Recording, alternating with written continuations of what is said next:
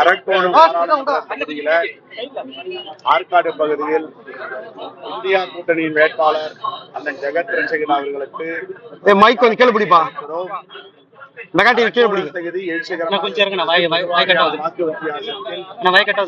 தேர்தலை காட்டிலும் 2 மடங்கு வாக்கு வித்தியாசத்தில் வெற்றி பெற போகிறார்.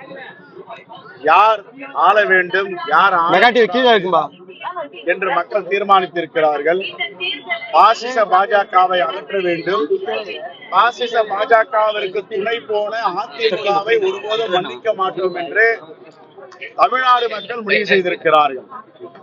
தமிழ்நாடு மட்டுமல்ல, இந்தியா முழுவதும் மிகப்பெரிய எழுச்சி ஏற்பட்டு இருக்கிறது. இந்தியா கூட்டணிக்கு 10 ஆண்டுகளாக கொடுத்த வாக்குறுதியை நிறைவேற்றாத மோடி வேண்டுமா, இந்திய மக்களுக்கு அருமையான கேரண்டி ஸ்கீம், கேரண்டி கார்டு கொடுத்திருக்கின்ற ராகுல் காந்தி வேண்டுமா?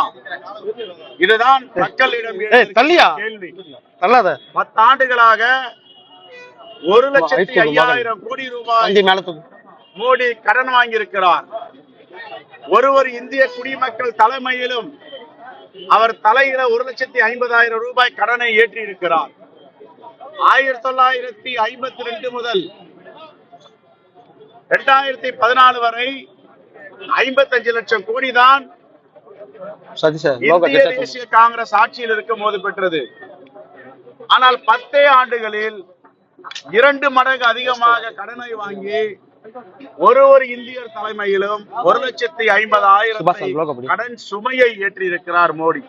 இந்த பணத்தை எல்லாம் யாருக்காக கொடுத்திருக்கிறார், என்ன திட்டம் தீட்டி இருக்கிறார்? 2 கோடி பேருக்கு வேலை வாய்ப்பு தருவேன் என்று சொன்னார். வேலை வாய்ப்பு பறிபோகிவிட்டது.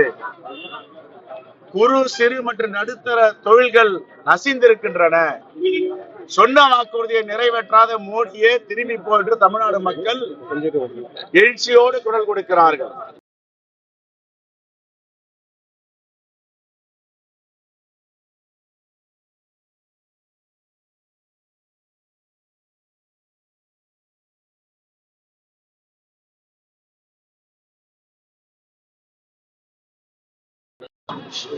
இந்த தேசத்தை பாதுகாப்பதற்காக, கடல் எல்லையை விரிவுபடுத்துவதற்காக, இலங்கையில் உள்ள 6 லட்சம் தமிழர்களை பாதுகாப்பதற்காக கொண்டு வரப்பட்ட மிகப்பெரிய திட்டம் நம்முடைய கடல் எல்லையில விஸ்தரிப்பு, கடல் எல்லையை விரிவாக்கம் செய்தார் அண்ணன் இந்திரா காந்தி அவர்கள்.